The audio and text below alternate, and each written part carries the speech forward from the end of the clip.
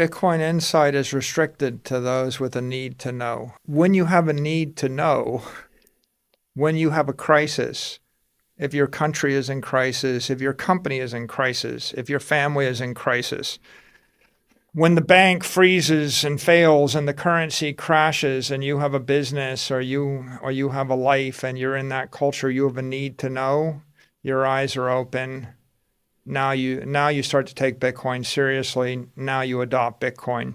In this recent interview with Robin Seyr, Michael Saylor dives into Bitcoin's transformative potential, emphasizing the need-to-know concept. Saylor explains that Bitcoin adoption spreads based on necessity, with individuals and institutions embracing it when they truly need its benefits. He argues that economic crises and financial instability create a need-to-know that drives Bitcoin adoption.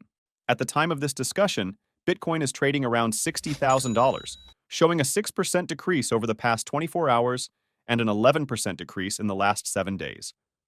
With 19.72 million Bitcoins in circulation out of 21 million, Saylor envisions a future where Bitcoin's adoption accelerates as more people recognize their need to know about this revolutionary digital asset.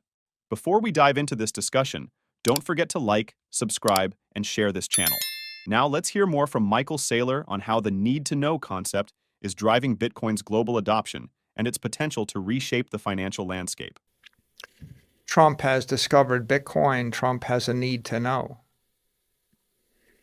right? El Salvador, their currency crashed. They had a need to know. I think people in countries like Lebanon, right? They don't have a reliable banking system. They have a need to know. In places where the society is affluent and the leaders are affluent and they feel comfortable and they don't feel threatened or challenged, if they're comfortable in their political standing, if they're not afraid of being driven out of office, they don't have a need to know. If they're not insecure about their currency, if they're not insecure about their banks, they don't have a need to know.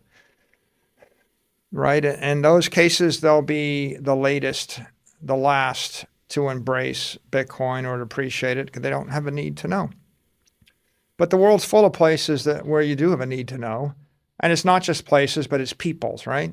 The minority out of power, right, who are disenfranchised, who are disinherited, right?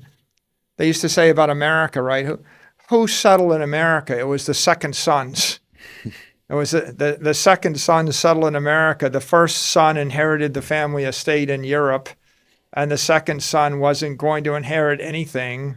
And so if the second son wanted property, a future, hope, they got on a ship, they crossed the ocean at great peril to themselves because there was an entire continent where they might actually get a start and they might have a chance. The second sons had a need to know. And I think Bitcoin is a great equalizer in that regard. The wealthy, affluent, comfortable won't have a need to know. They will be blind to it. And those who are disenfranchised, who are looking for a better future, they are the hopeful ones, but they're also the seekers, the searchers, right? They're going to look, they're going to find it. They are finding it. Hundreds of millions are finding it. They'll embrace it. They'll benefit from it.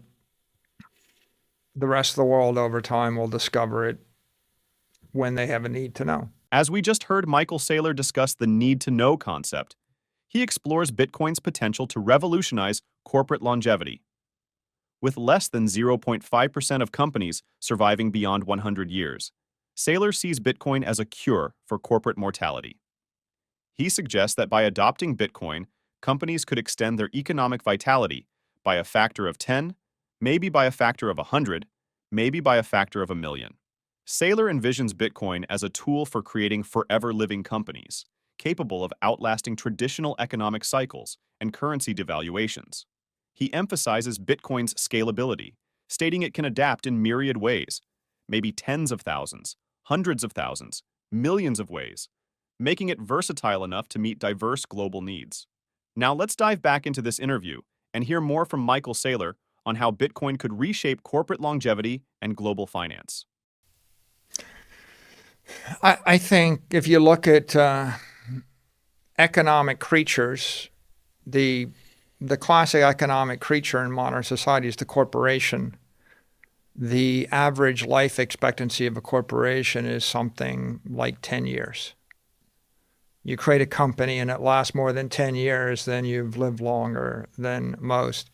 The number of corporations that are more than 100 years old, right? What percentage of people live to be more than 100?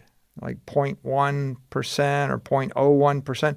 What percentage of corporations live to be more than 100? 0.0001%. Well, what if I told you I could make your company live forever? Right? It's so how profound. We're talking about eliminating corporate mortality, right?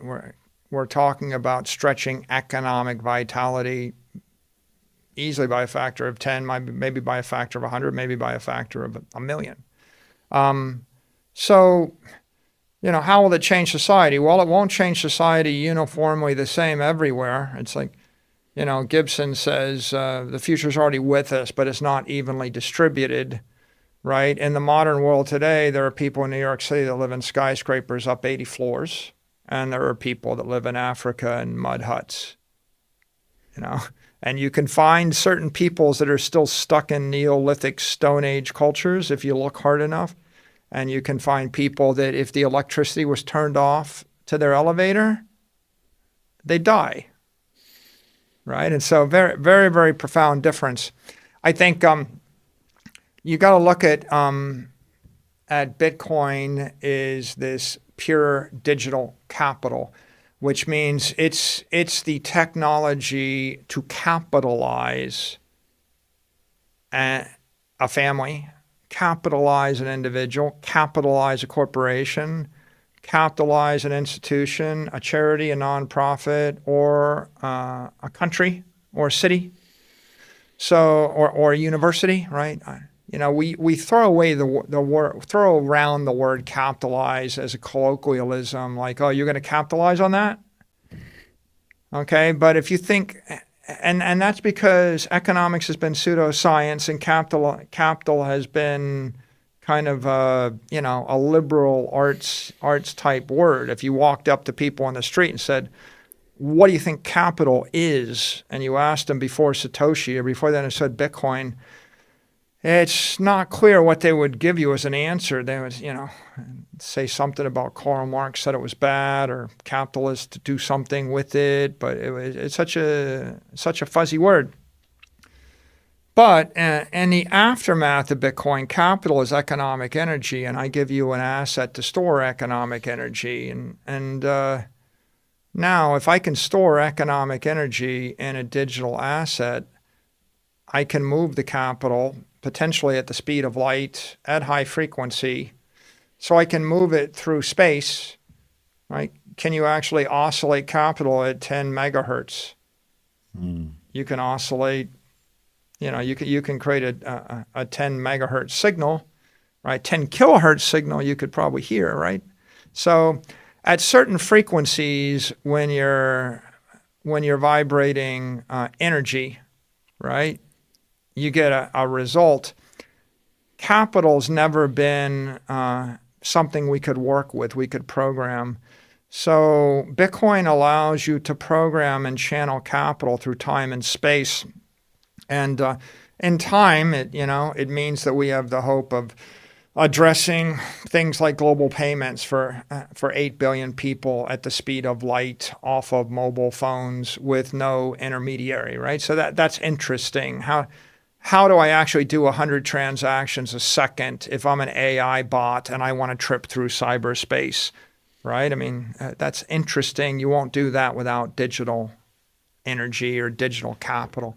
But the other issue is, well, how do you actually send a bunch of capital forward in time 100 years, right? And you can't do it with gold. You can't do it with a building. You can't do it with a share of stock. I mean, name a company that's still in existence from 100 years ago off the top of your head, where the stock is worth more today in real terms than it was then.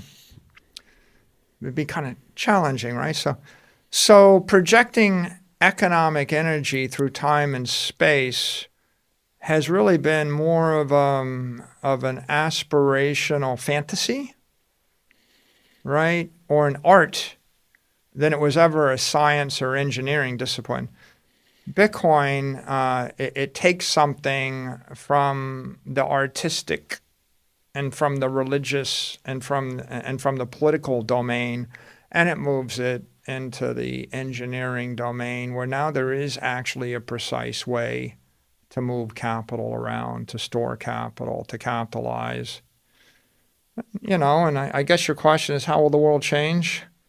Profoundly, right? I mean, I can create an AI that can live in cyberspace capitalized by Bitcoin that will live forever, that'll have economic mortality, that is completely sovereign from a company, a person, a country. That AI could, in theory, split itself, go viral and spawn 10 million more AIs that are all sovereign. Mm-hmm. It's a life form, right? It's right. I can endow a university, a nonprofit, a foundation with Bitcoin that could conceivably last 1,000 years without anybody working for it, right? I can create new types of entities. I can create companies that don't have a life expectancy of 10 years, and I can create a company with a likely life expectancy of 100 or 500 or 1,000 years. I can have different missions. I can think differently about how I capitalize or finance my country. I think differently about how I build. Every product and service could be different, right? If you think about products that are around us all the time, life insurance products or any kind of annuity products, all of those things, right, will be disrupted. Maybe they'll be dematerialized.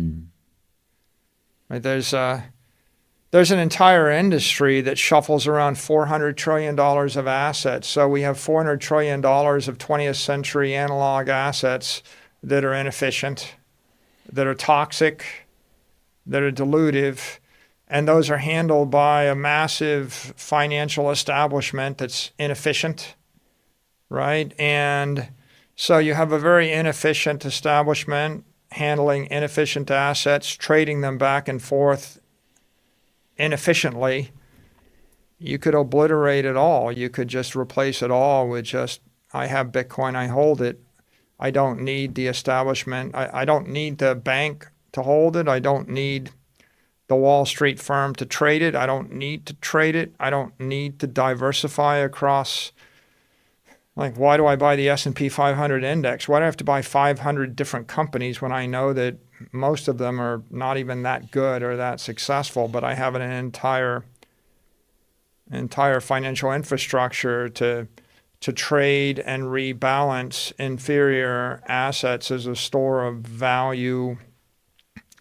What if you just obliterate it all, right? Maybe it all just goes away. So I think the world changes, but it'll change in every sector, in every part of the world at a different rate, depending upon politics, depending upon leadership, depending upon culture.